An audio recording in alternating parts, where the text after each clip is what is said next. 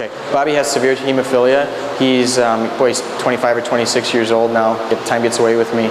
He's been coming for well over a year. We have a special program for people with hemophilia. People with hemophilia develop severe joint problems, joint disease, arthritis at an early age. One of the hallmarks of hemophilia is bleeding into the joints. So they develop problems in their ankles, knees, hips, elbows, shoulders at a very early age, especially as you see the older guys, which Bobby is kind of on the fringe of, where the treatment wasn't quite as good when they were young. So Bobby has trouble with his ankles, his knees, specifically his right ankle and his left knee are arthritic. He really, outside of the water, he has a hard time working that hard without aggravating those problems.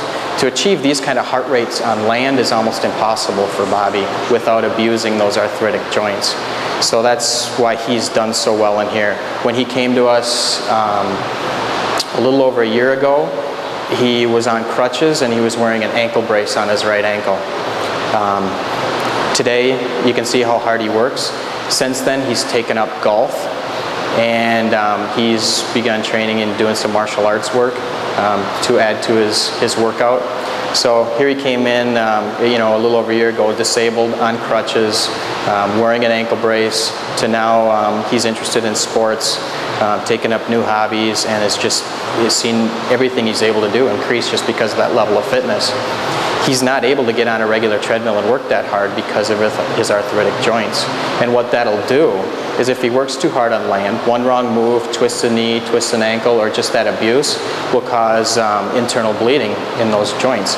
Those bleeding episodes cost thousands of dollars to treat from a pharmacy standpoint.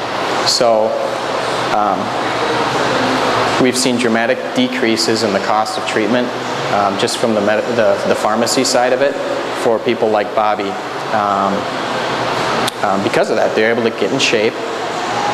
Just a general fitness, you're able to address their specific, joint weaknesses, leg weaknesses that accompany it without aggravating the hemophilia, and which allows them to do more, consume fewer healthcare dollars, and be happier, healthier people. We've seen one individual, one of the first people I had in the HydroWorks pool, had severe hemophilia. He also had an inhibitor, which is a very expensive complication. His estimated, what we estimate the savings in his healthcare expenses were about $3.7 million over a 2-year period.